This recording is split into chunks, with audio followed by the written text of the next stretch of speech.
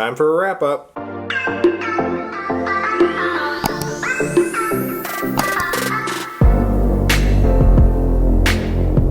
Alright guys, welcome back to my channel. I'm Zach with Zacks Books, and today I've got my May wrap-up for you. I'm glad I remembered what month it was. This month went by very, very fast. So I read, I read 5 books, all of which are on my TBR. Yeah, all of them are on my TBR.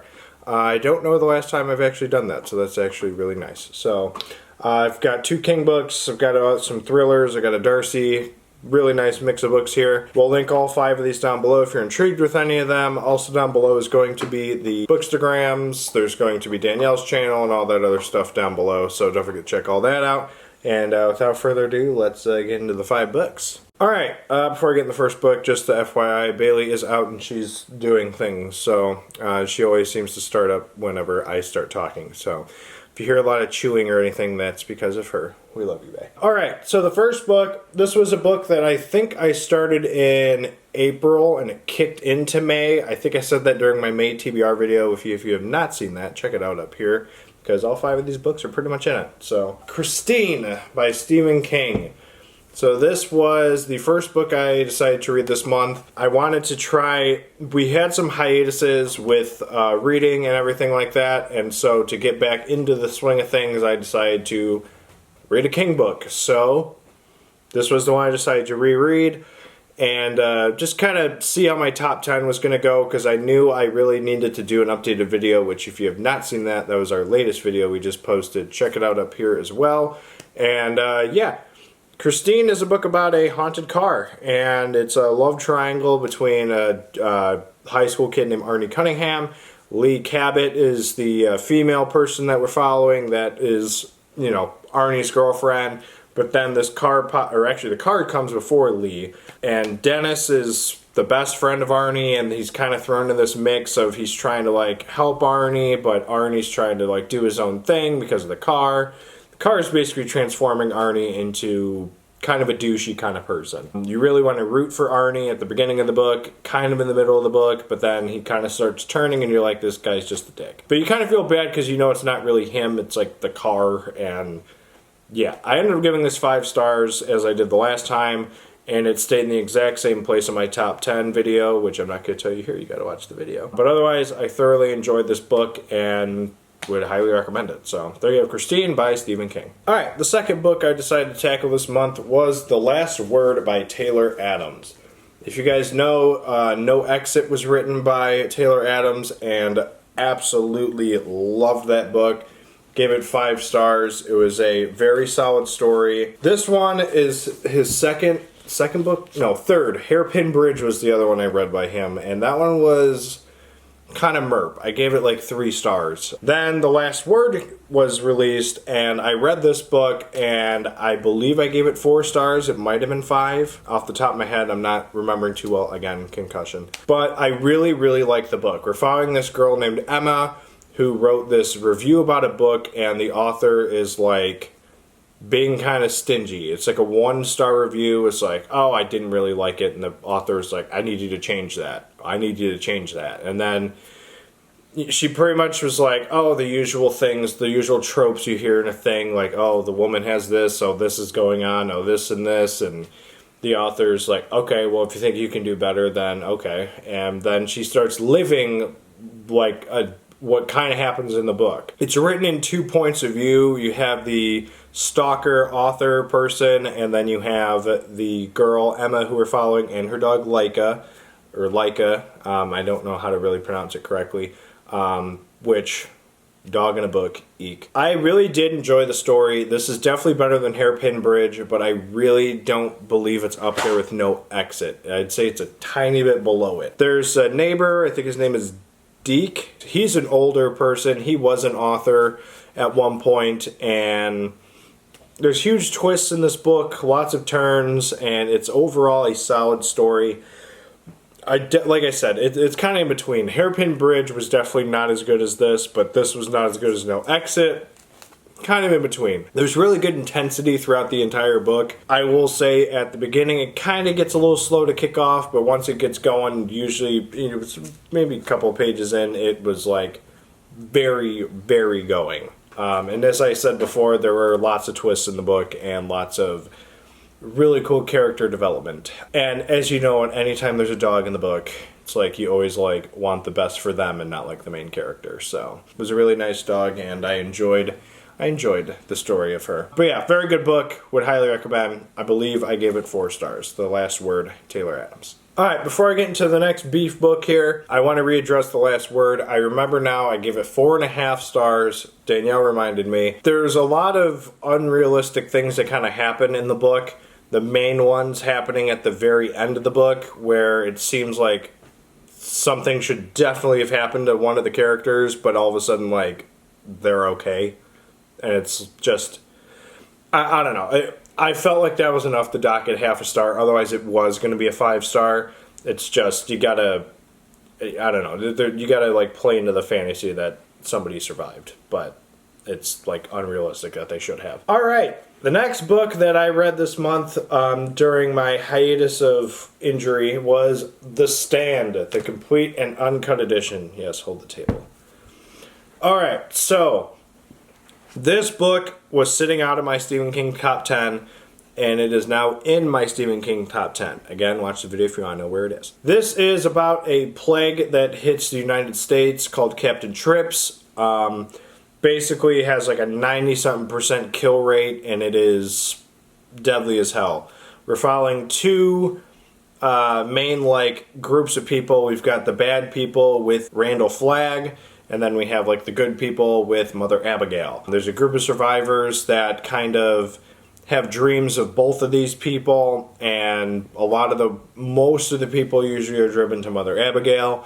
But there are 2 separate societies. The bad people are in Las Vegas. The good people are it's somewhere in Colorado, if I'm not mistaken. But regardless, this is my reread of this book. I have read this in the past. I did not really get fully into it the first time around. I watched the TV miniseries in the 90s, and I just reread it a couple weeks ago, and I loved this book. I was a little bit more able to keep up with the characters, because this is a lot of characters to keep up with. Again, still absolutely love Trash Can Man. One of my favorite characters and highly underrated characters. But yeah, no, I thoroughly enjoyed this book. You just got to keep in mind when you do read it, there is tons of information getting thrown at you like none other. And there's hundreds of characters that you got to keep track of. And King did an interview where he was like, at one point I realized there was too many characters and it was dragging on for too long, so he blew half of them up. So, which is what he does. So, but yes, thoroughly a good book. 5 stars, now in my top 10, The Stand by Stephen King. Alright, the next book up is the Darcy Coates book I decided to read, and that is The Haunting of Rookwood House. So, I have not read a Darcy in quite some time. I actually don't remember the last one I did read, and I'm not even going to bother to try and remember. This book, we're following a guy named Guy, and he basically it has to like flee his hometown because of some incident that happened with his wife. And he basically, this isn't really, it's got a sad ending. Pretty much he has to live with his mother, and I have no idea what town it is. But basically, they're up in the attic cleaning. He finds a deed to a house, and in typical Darcy Coates fashion, it's haunted, and which is fine. I'm not like judging. So basically, he goes to this place, starts fixing it up. He starts seeing an apparition, and it's some girl named Amy from, I don't remember what timeline it is, I think the 50s or 60s. And so I gave it 4 stars. The only real problem I had with the book, as I explained to Danielle, is this spirit was latched onto this family, not a spirit, this woman was latched onto this family. The main guy's name was Thomas. I don't remember anybody else in the family. And she had this major crush on him. They were like a thing at an office, and then he broke it off, and she just became obsessed. So, and this is no surprise, I'm not spoiling anything. She murders the family, and then like kills herself when the cops show up. That's explained pretty early on in the book, so I didn't just ruin anything. The thing I don't like is the fact that Guy and Thomas look similar, thus making Amy want to latch onto Guy, believing he's Thomas, even though she's been dead for like 60 years. That's the only real problem I have with the book. It's literally just that. I just thought that seemed way too far-fetched and just didn't make a whole lot of sense to me, and I didn't really like that aspect of the book. It is what it is. I thought there's going to be some other kind of connection between the two, which made me like the whole time think of like, oh, maybe it's a twin brother, or like it's another long lost son or something like that. But no, it's just the guy looks similar. Guy looks similar. But otherwise, it's a Darcy. This one's on the thinner side. The problem I'm running into with Darcy Coates now is I have read pretty much all of the thinner, smaller books by her, so now I'm left with only the beefy ones. So, whoop. Which they're not all that bad. They're still not like Stephen King length, but whatever. I gave it 4 stars. Still one of my favorite reads. Just, what saved it was the ending. The ending was sad, and that pretty much salvaged it. Maybe it's 4.5 stars. I have to ponder it a little bit more. But yeah, there you have Rookwood, The Haunting of Rookwood House by Darcy Coates. Alright, and the last book, which I just finished yesterday on the day of recording this video, What Have We Done by Alex Finlay. So, this book, I'm giving 3 stars. I feel like that is generous. There was a lot going on in this book. We're following Jenna, Nico, and Donnie, I believe, are the main 3 people we kind of follow. But there are more people that we follow at some point. There's a set of twins that are like these assassins that we follow. And I believe it starts out with like 5 or 6 friends. The main 3 that we follow are Donnie, Nico, and Jenna. I think there's one that starts with an A. I don't remember any of the other people. This book really was not for me. Not saying it was bad, it's just kind of like I had issues with The Stand the first go around. There's a lot of people, and like the chapters aren't long. There's like 90 chapters in the book, and it's really not that long of a book. But like every chapter we're following another perspective. Like the first like 2 parts of the book is we're just following too many people at the beginning. It's like, oh, this is Donnie's chapter. 5 minutes later, oh, we're on Jenna's chapter. Oh, now we're on Nico. Oh, back to Donnie. Oh, here's Nico again. And it didn't seem like a cohesive story, which it did if you follow based off of the person, but there's too much jumping around for me to really like the book, and it kind of jumped around too much at the beginning. Like the prologue happened, and then all of a sudden it's just like, Jenna. Okay, we're following Jenna. Oh, 2 seconds later, now it's Nico. Okay, well, what the happened to Jenna? It jumped around too much for me at the beginning. I felt like if it was in different parts, like Jenna was part 1, part 2 was Nico's perspective, Donnie was part 3, then they all meet up together like they do for part 2 or 3. Like I think that would have probably made it a little bit better, but I don't know.